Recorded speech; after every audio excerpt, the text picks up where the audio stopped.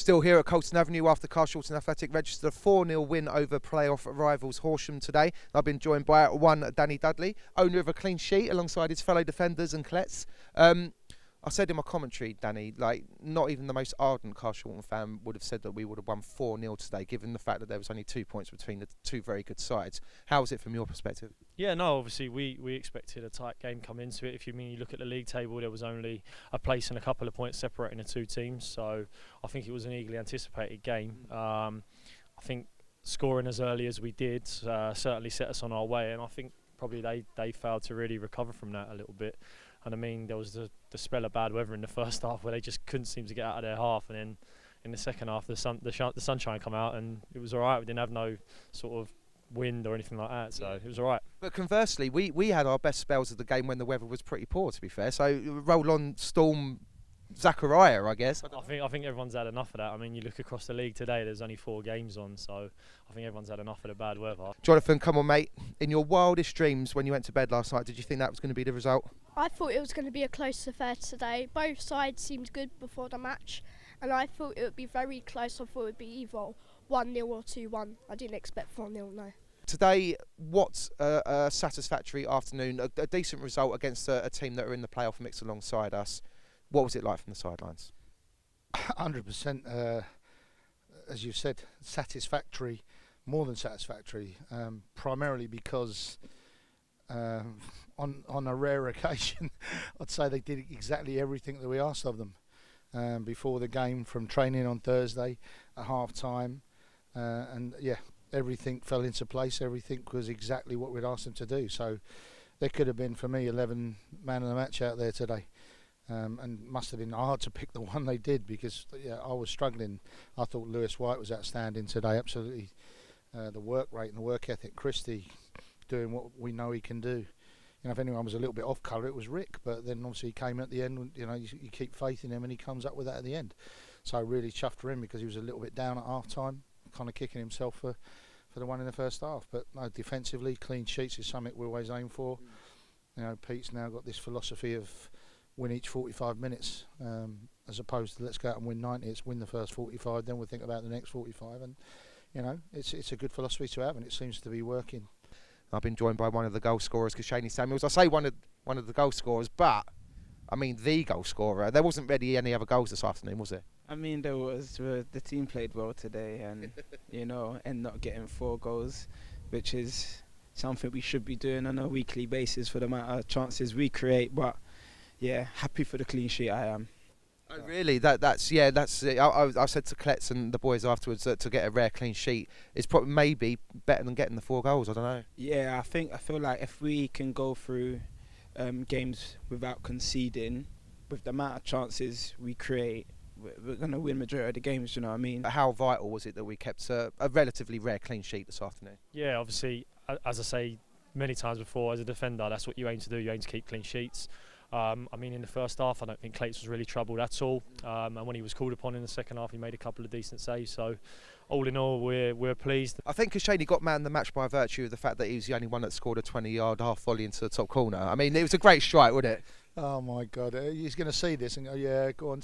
Yeah, no, to be fair, I actually said to him, and I thought he could have done it a little bit earlier when he didn't run diagonally, but he said the space closed down in front of him, because he made a similar run just before that. But he said the gap wasn't there that time. So, yeah, for somebody who's a 6-a-side player in his spare time, to pull one out of that in top bins is not a bad thing to do. We've seen him do it. I think he scored against us similar goals in the past. So, yeah, and he said when he got man of the match, it's about time. So it was about time you earned it. Justified. And I thought he was his biggest plus factor today was his talking. From the start of the game, and even when Ernie had to come on in place of Omar, he really cajoled Ernie along. I could hear him even from when I was sitting up in the stand in the first half. I could hear him talking, and that was another big plus factor today. We had players talking today that we've been again going on and on about. We need to do more of, and if we stay organised, again for me, as I said, the big plus factor was Thursday. We really did concentrate on that. We concentrated on that type of attack and finish. We concentrated on keeping the shape when we were sitting in our block. And the defending starts from the front. The front 4 work their socks off, and then Shaney and Paris in there behind them. And it makes our job easier when they're working and their pressing's good. we've worked a lot on our shape and how we set up as a team, and I think it really, if you sort of looked at that today from above, it would have looked decent. Thursday we really did concentrate on that. We concentrated on that type of attack and finish. We concentrated on keeping the shape when we were sitting in our block, and they did it superbly on Thursday. And we talk, it's really difficult to transfer it, but everything transferred today. The biggest test now is that, actually it works. So can we do it every time? I think they've got to kind of drill that into their heads now, that it does work if they listen and if they do it.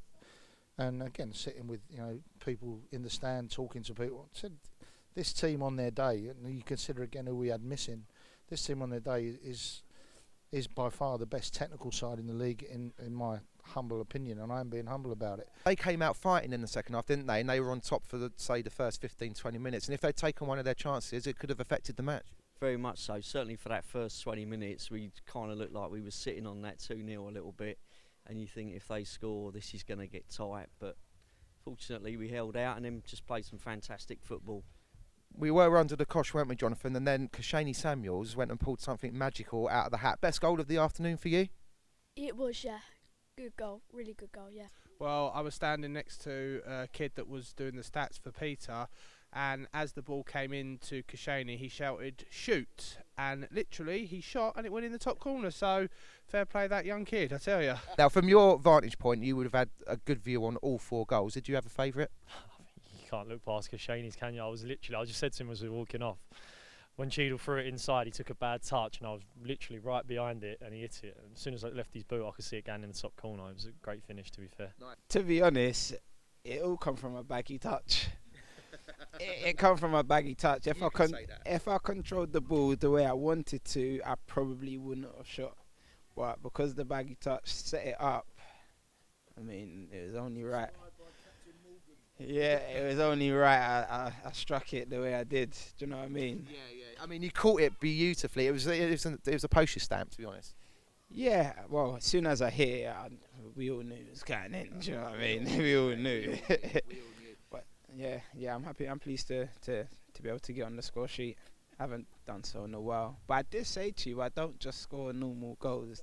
I did see either an important goal or it's going to be a good one. So I'm sticking to my word. You did. A man of principle. That's it. Now listen, I heard a little rumour that potentially the goal came because you had a little tot or something at half time. Now, can you shed some light on this at all? So it was freezing, as I said earlier. I was struggling to keep warm, so I asked for a shot of rum. So I had a shot of rum at half time to warm the body up. I guess it worked. A bottle a week, says the assistant manager. I mean, it might be our pre-match for the rest of the season. Who knows? And what did you think about the 4th goal? I thought it was a classic breakaway. Yeah, it was a good goal as well. It's a very good team goal, yeah.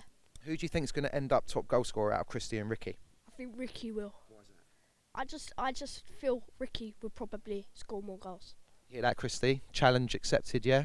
As you quite rightly mentioned, we flew out the blocks at the start as well. Christie got one in the first minute, and then Ricky couldn't leave the pitch, could he, without getting another one back. Who's going to win Golden Boot this year, do you think?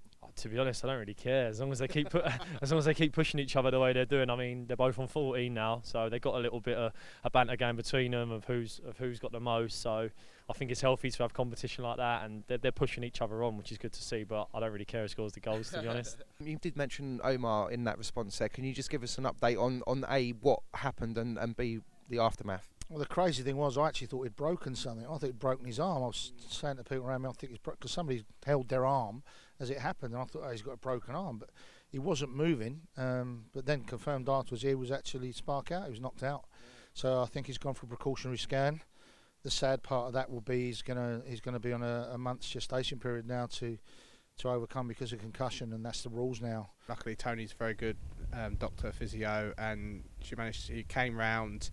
So we were able to stretcher him off, and when he was in the changing rooms, he was talking and alert. He was a bit confused, so he went to hospital for a precautionary scan, but I believe it's just concussion. Hopefully, but obviously we'll find out more later.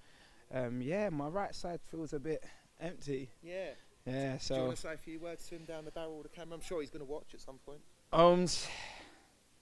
once again, we got 4 goals, and you wasn't there to provide any for us. But we move. Hope you get there soon. 20-yarder. Just lastly, Christopher, do you want to talk to me about this special shirt that you've got on there? Just walk me through the signatures that are on it. Who have you got? I've got all the players. All of them. This is a collector. I can see Jordan Cheadle, Yeah. Danny Dudley, Yeah. because it really helps that the players put their numbers by their names these days. It seems to be the fashion. Back in the old days, you used to just get squiggles, didn't you? And if you didn't know who did it, you'd be struggling. Turn around, look. Who have you got on the back? For number 9. He's Harry. Harry Ottaway, who was out training ahead of kickoff today. Just FYI, Robins fans. So keep an eye out for that. Now, less than 10 games to go. Not much wriggle room for more drop points now, is there? What's the sort of the vibe in the dressing room? What's Peter and Keith kind of impressed on you guys after winning today? Yeah, we're pleased, but all we do is look to the next 45 minutes of football. And I mean, you're probably going to hear it from a lot of us, and it might be a bit of a cliche, but it's just on to the next one now.